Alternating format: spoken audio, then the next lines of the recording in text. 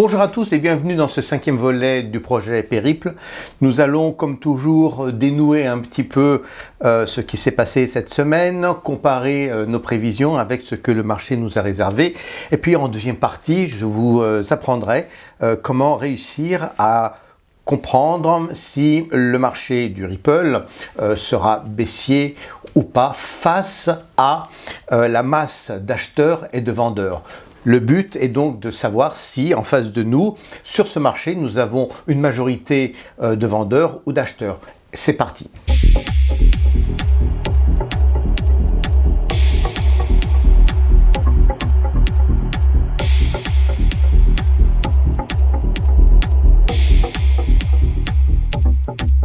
Alors en premier lieu, nous avons donc comme toujours l'analyse de notre charte. Nous avons donc une semaine qui est totalement routinière. Nous sommes toujours dans un momentum baissier et ce que nous voyons comme quelque chose d'assez original cette semaine est un point qui s'est déroulé hier. Je voudrais un petit peu voir avec vous donc l'état du marché sur ces 5 derniers jours. Vous avez donc sous les yeux l'idée que, eh bien, on a eu une tentative de percer notre support de 0,5233 5 fois. La première, c'était le 19 mars, ensuite le lendemain, et puis ça a été le 3 avril, ça a été le jeudi 4, et puis enfin, ça a été hier dans le début de l'après-midi. Et c'est ce point-là qui m'a un petit peu intrigué parce que sur le court terme, en fait, on devait avoir une consolidation du marché. Et en fait, nous avons eu une baisse qui a été assez importante, en tout cas d'au moins 2 points.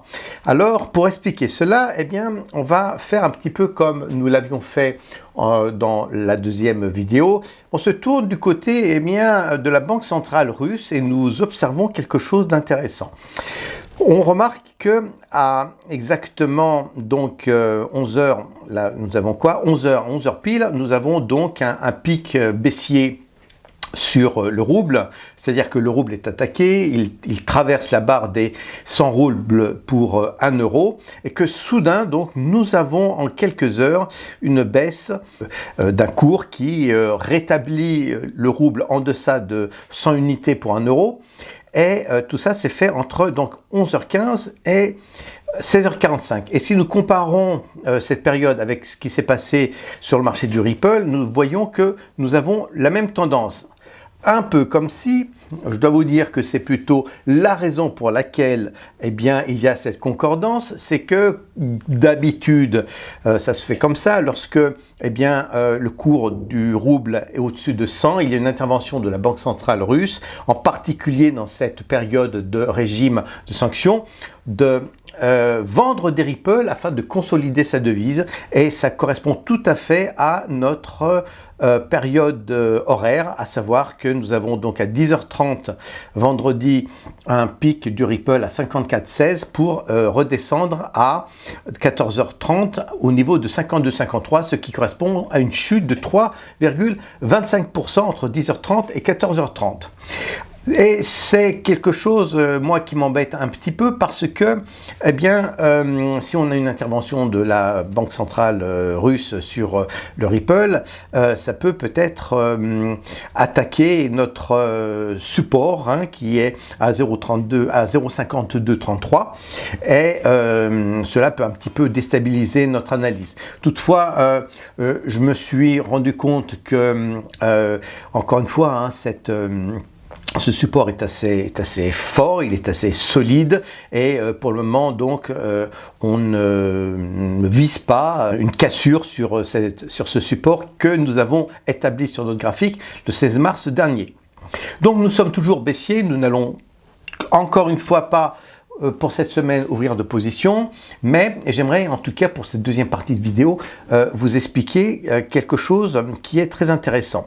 Il y a quelques temps, c'était il y a en fait 3 semaines, eh bien il y a 3 semaines, certains brokers ont mis en place un système de option sur le Ripple. Et cela nous donne un instrument supplémentaire d'analyse et je vous explique pourquoi.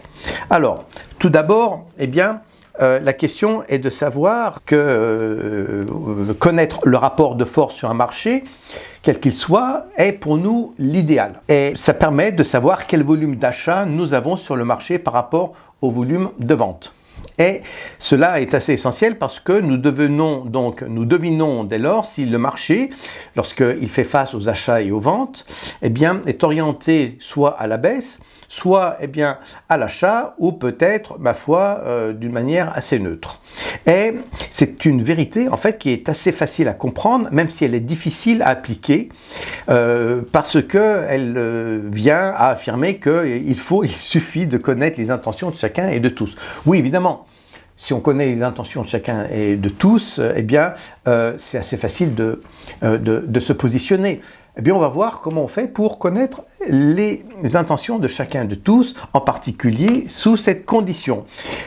Si on considère qu'il suffit de connaître, eh bien, ça veut dire que c'est la nécessité d'avoir accès à la profondeur du marché, et cela est effectivement suffisant pour établir des pronostics de prix, et puis comprendre que ce sont les intentions de chacun et de tous, signifie qu'il faut ici voir à quel prix eh bien, les intervenants du marché souhaitent bien sûr marquer leur position. Si par exemple ils souhaitent vendre un Ripple à 0,55 centimes l'unité, eh bien peut-être qu'ils peuvent soudain changer d'avis lorsqu'ils constatent qu'il y a un engouement ou un enthousiasme à l'achat et reporter leur intention de vendre.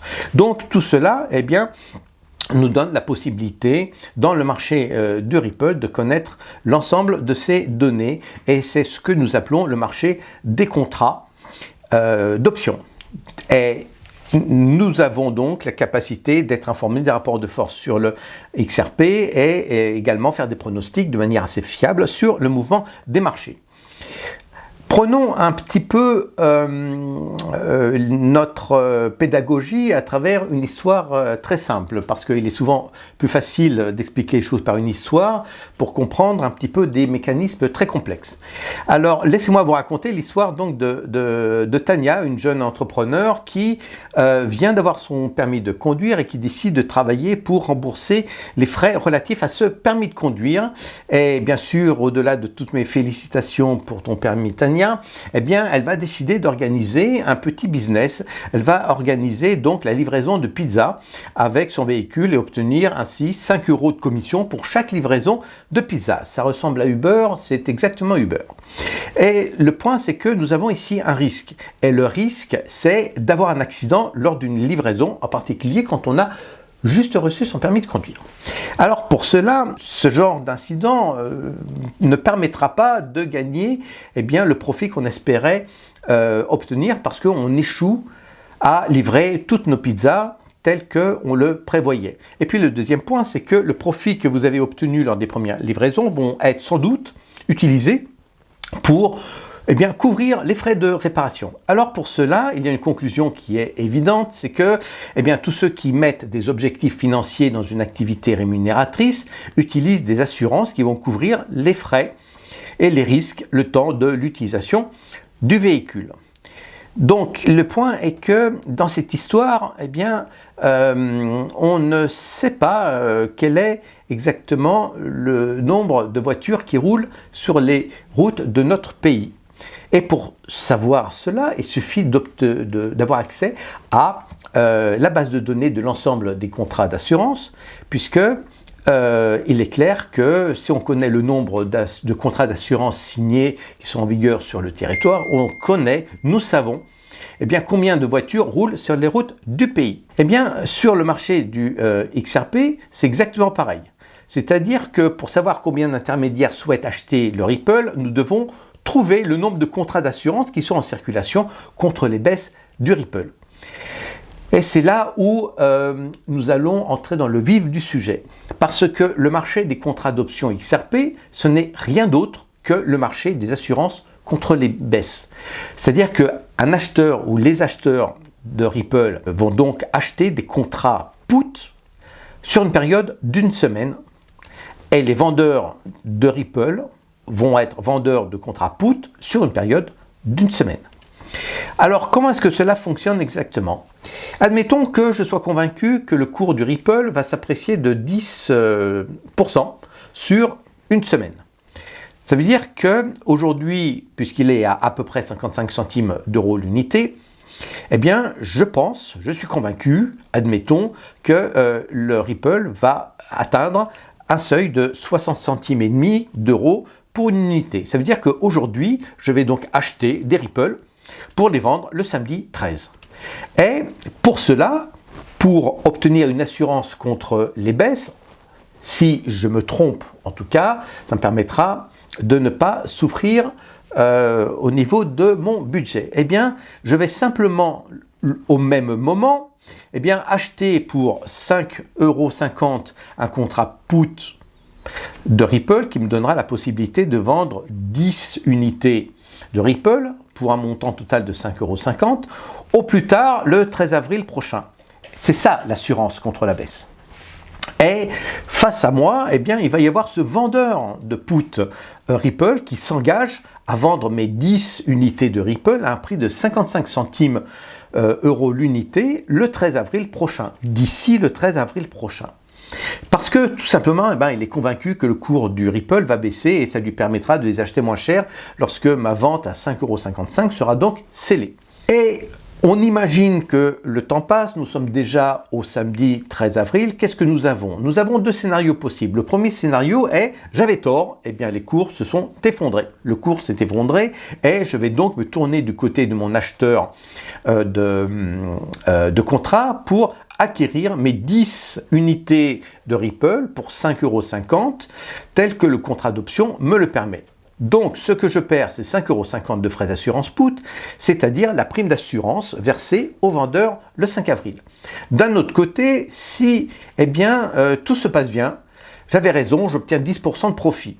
Je ne demanderai pas à mon acheteur d'acquérir mes 10 Ripple pour 55 centimes l'unité, puisque le marché peut me les acheter à 60 centimes et demi. Ce que je perds, donc, c'est les 5,50 € de frais d'assurance put, et ce que je gagne, c'est donc mes 6,05 € auxquels je dois soustraire les 5,50 €. Ça me fait un gain total facile de 60 centimes et demi pour 10 unités. Donc, pour connaître la profondeur du marché, et c'est là où on arrive au point sensible, il faut savoir combien de vendeurs de put sont sur le marché, et il faut savoir combien d'acheteurs de put sont sur le marché. Et un broker spécialisé suffit pour connaître cette information. Et c'est ce que nous allons vérifier ensemble. Alors, si je regarde un petit peu comment les choses se passent, voilà, je suis donc en ce moment sur l'un des brokers qui vend et qui permet donc d'acheter et de vendre des puts. Je constate une chose, donc aujourd'hui, c'est-à-dire aujourd'hui, samedi 6 avril à, on va dire, 17 h, il y a une énorme quantité, une énorme domination des vendeurs de put qui se trouvent sur le marché par rapport à ceux qui sont persuadés que le Ripple va donc augmenter, va prendre de la valeur. Ça, c'est un signe baissier.